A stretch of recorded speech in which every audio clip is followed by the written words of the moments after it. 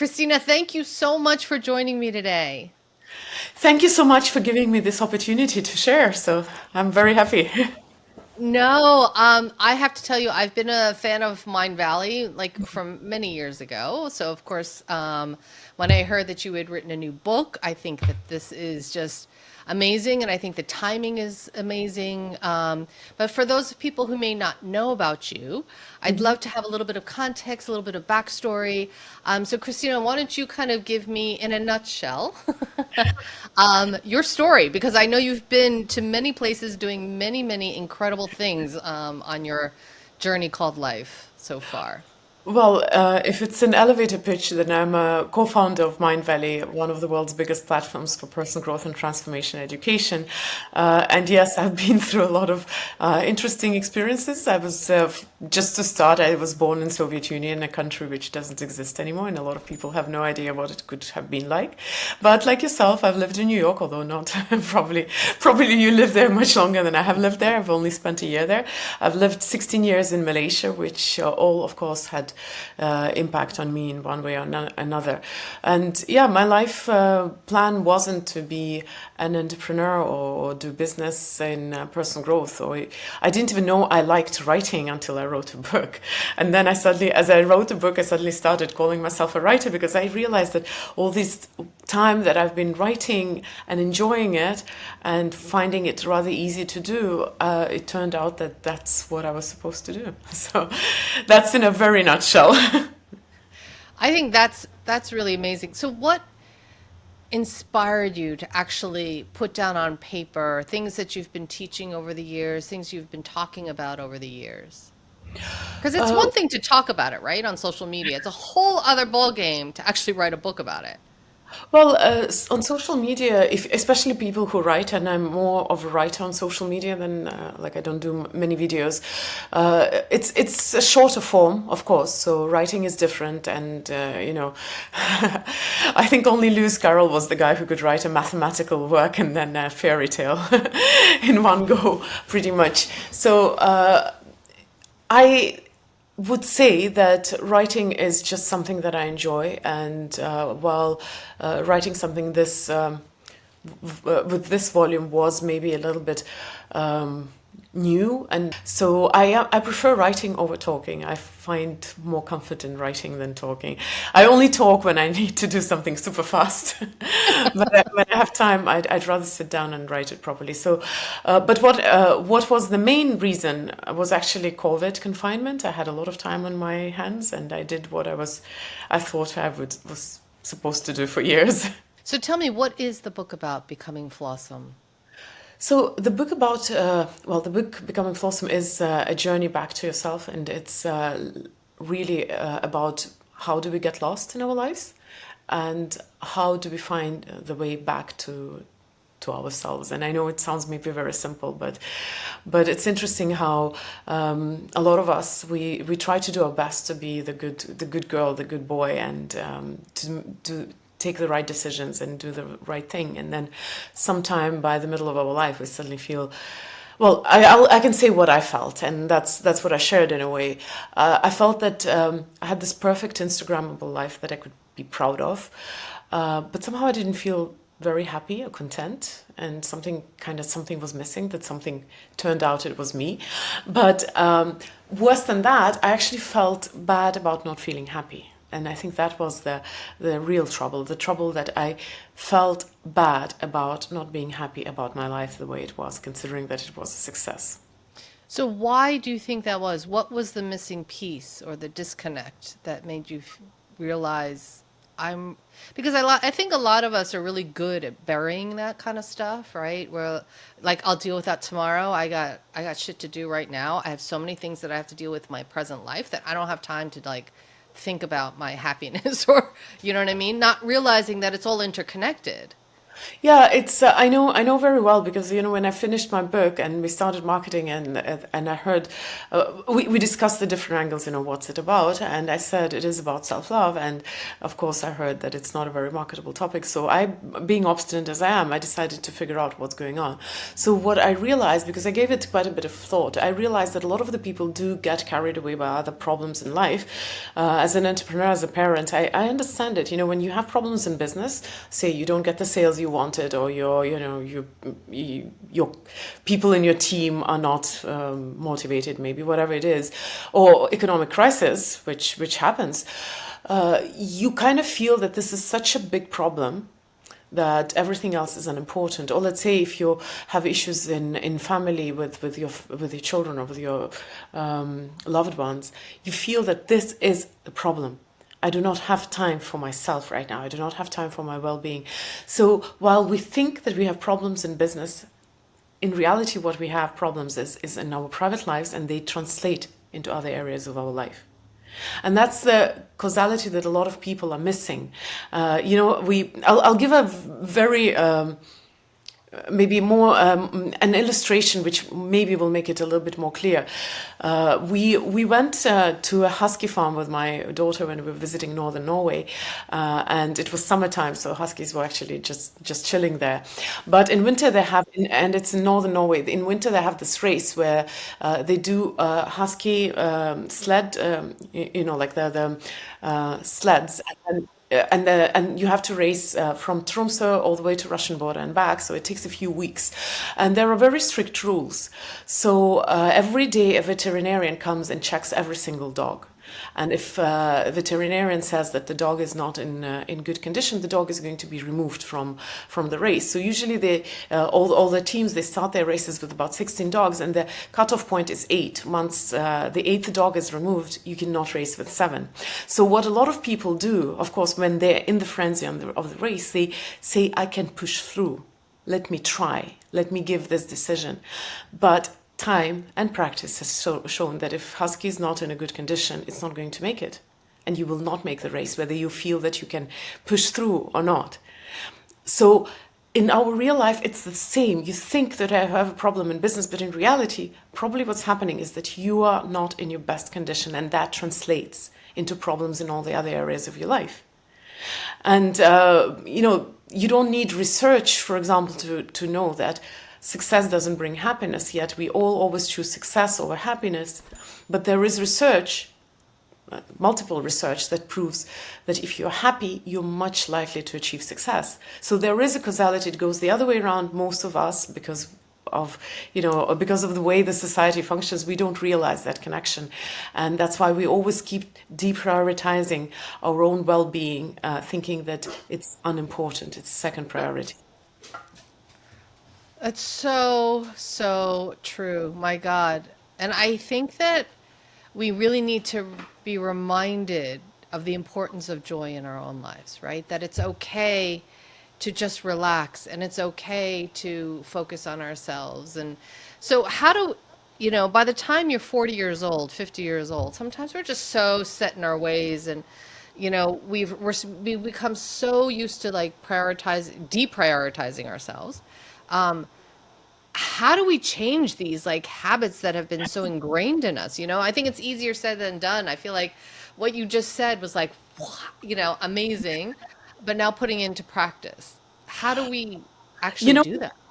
I would say that it's not a simple answer, of course, because if you are 40 or 45 or 50, you have got to that point with all those years. So if you've created certain patterns in your life, it's going to take time to undo them. But I think it all starts with maybe with some moment of clarity. The thing is that we sometimes don't want to deal with our own issues because it's scary. So, very simple example: at 40, one of the things that we face in our real life is aging.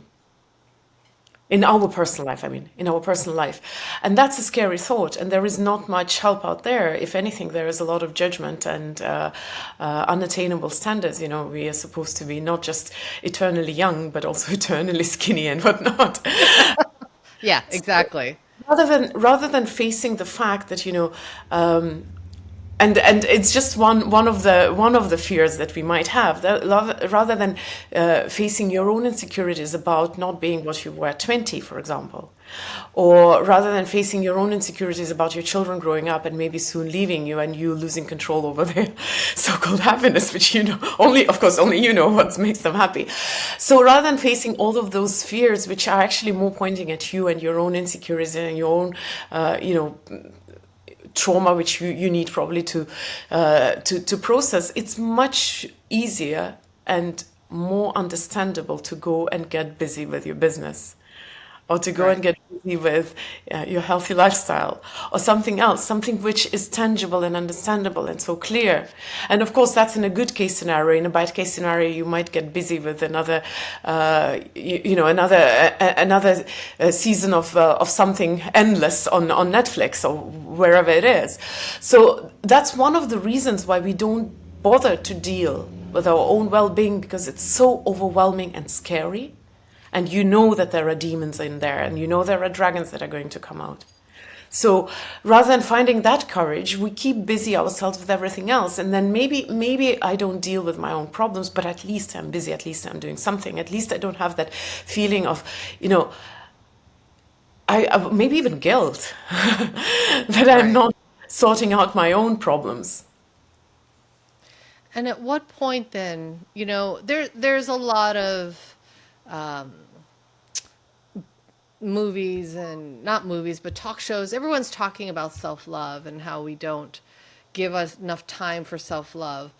What is your definition of self-love? Because I feel like it's such a broad term. Um, Well, love in Maybe we, general, love in general is such a overused word in a way. And I've talked about love with, let's say, with guests on my show over and over again. And every time you have to adjust to what conversation are we going to have. It's the same word. But, you can talk about the spiritual, higher type of love towards everyone. You can talk about romantic relationships, about love to what you do. We use that word so freely. So when it comes to self-love, the problem with those words, which have a very wide, broad meaning, is that they don't actually carry any weight. And whatever baggage you bring with them, it depends completely on your own experience. So if you say self-love, the thousands of people, or the hundreds of thousands of people who will hear that word, they will all put their own meaning into that. And that's why, any science starts with definition. So if we talk about self-love, for me, it's a relationship. And that's a huge and important aspect. A lot of the times when we talk about self-love, in fact, we mean self-care, which is different, because self-care is an act of service. Well, if we talk about love in general, there's this book about 5 languages of love. So we even try to translate it into certain actions and practices or rituals which are easy to understand, because humanity understands rituals. I do not know how to give myself love, but I do know how to give myself some pampering. Go for a massage, or take a bath, or sit down and meditate. Yes, it is important, it's self-care, but love is not care. Love is a relationship, and that's what's a very core idea in my definition of self-love. Any relationship in your life, if you value it, you will probably take time for it, you will probably be committed to it, you will probably be present for it, whether it's your lover, your child, your friends, your colleagues, whatever it is. But relationships require some kind of attention, commitment, maybe some kind of selfless compassion, things like that. Now, it's the same true for your relationship with yourself, and that is not ritualistic. How do you define that I'm being present with myself, that I'm being there for myself, that I have my own back? It's hard.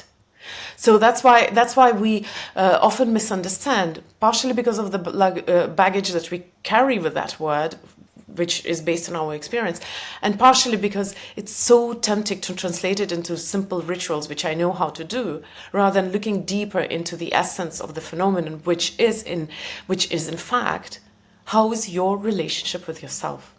For me, self-love is about healthy relationship with yourself. wow. Yeah. No, so true. And I feel like we're just so distracted all the time that and we're bombarded all the time that it feels like you're right. Self-care is not self-love. And I think that a lot of us do equate it. Um, and I'm just wondering, like, how do we, you talk about it being so scary to kind of face our demons, our dragons, as you often call them. Um, what is like one step that we can take to kind of just like, peel it off or just unveil, because it is scary and we're all like this, and I think that we all would love self-love. We would all love to have a healthy relationship with ourselves. But it is also scary to go out there, right, and be naked with ourselves. Well, yeah, but one thing that would maybe help a little bit with fear is the fact that it's about your relationship with yourself. So you can take some courage in that, although not necessarily. It's the hardest. Probably loving yourself is the hardest thing. We're very often ready to love ourselves if the rest of the world loves us. But with that said, the easiest thing that I can suggest, because as I said earlier, if it took us 40, 50 years to get to this point, it usually takes some time to practice that. So one of the easy tricks is kindness, because kindness is a very practical replacement for love. Love is sometimes hard. Sometimes it's really hard to genuinely love if you've been hurt. Even if you take as analogy love for someone else, your lover hurts you and you kind of love them, but not quite. It's not the same. So kindness is a very practical replacement for love. If it's hard to love, be kind, because you can be kind when you are angry, when you're upset, when you disagree. You can still choose to act with kindness, because it's not based in the feeling, it's based on the value, it's based in the intention. So try to be kind to yourself in everything that you do. And when you learn to be kind to yourself, then it's not so scary to face your dragons. Because why are we afraid to see our dragons? Because we think that if I see the truth, I won't be able to love myself. Or I won't be able to approve of myself or have respect for myself. So, of course it's scary. If even I can't accept myself the way I am, how do I expect anybody else to do that? So kindness is really the thing that will open the doors to courage. I think kindness is a pathway to both courage, to love, to even being honest with yourself. So is this something that you kind of had to go through yourself to discover? I mean, did you experience kind of when Mindvalley, I'm sure, there were times where it was just so busy that it was all about just the business. It was all about, and you have two kids? Yes, Two kids. too. Yeah. Being a mother and then being a wife, being an entrepreneur, like a lot of things. And then you're also living in a foreign country. Um, is that what kind of happened with you as you were kind of going through? And it's funny because your business is also all about kind of, mindset and self-awareness. And I'm just curious in terms of your own journey to kind of get So to this point. So I'll first make a comment on the business. Personal growth business is like any business. It's like any other industry, and we have our own traps and and dark sides and slippery slopes. So it's like any other business. I think my life has been usually quite in balance in the sense that I've always, maybe because I'm European, for me, life is not just about work. No matter how much you love your work, there's so much more. We are so multifaceted, but there is a temptation to get to run away from your problems into things which kind of have meaning, and that I've witnessed a lot. I've experienced a lot. My book is not strictly speaking based on my own story. I use my story as an illustration for certain points, but it is not based in my own story. If I were to tell my own story, it would be a long-winded journey. I've lived in 6 countries, but I definitely have had my revelations and my aha moments. It's just that, I'm a work in progress. So I still remind myself to be kind to myself. Like just recently, I suddenly realized, and it's not like I haven't heard that before, I haven't said that to myself before, but just recently I had a moment when I told myself, it's exactly when it's the hardest to love myself is when I need my love the most. And it's like I've learned that over and over again because we keep being work in progress. And that's one of the funny things about personal growth. People come and they think that Mindvalley offers so many courses. They think that, okay, I'll do the Mindvalley courses, I'll get my certificates, I'll get my diploma, and it's like with university. Now I'm a certified happy living creature. It doesn't work like that. Right. Self-help or personal growth or transformation is not like a profession. It's more like a personal hygiene. Just because you took a shower last week doesn't mean you're not going to take it this week. Or by week, a day, twice a day. I have an annoying habit of doing it twice a day because I've lived in Malaysia for such a long time. So the same with personal growth. I eat my own dog food every single day. I'm a work in progress, and I hope I'm never going to be perfect, because what am I to do when I get perfect? Exactly. Well, I guess that's the beauty of it, right? I think that's beautiful. I think that, I think we all need to give ourselves a little bit of room to forgive ourselves for our flaws and to embrace those flaws. And I just love the fact that you call yourself a work in progress, because that's true, right? All of us are works in progress, because there is no end to this, right? In terms of self-discovery and stuff. And that's the beauty of it, right? And if Otherwise, you're not in progress, then you are abandoned construction. good point. Well, Kristina, if people want to read your book or find out more about you, where do they go? So I would naturally recommend to come to my own website, kristinamand.com/flawesome, because then it comes with bonuses and everything that's good in addition to the book. But the book is now available in all the bookshops as well in US, UK, and Australia.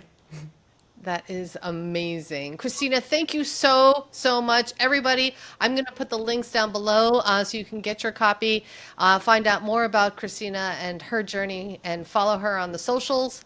Thank you so much, Kristina, and best of luck with it. And I can't wait to read the next one, because I'm sure that's going to be around the corner But I too. can't just sit Now down that and start writing it. Well, now you've established yourself as a writer, so. Thank you so much for giving me this chance and for your wonderful questions. It was very enjoyable.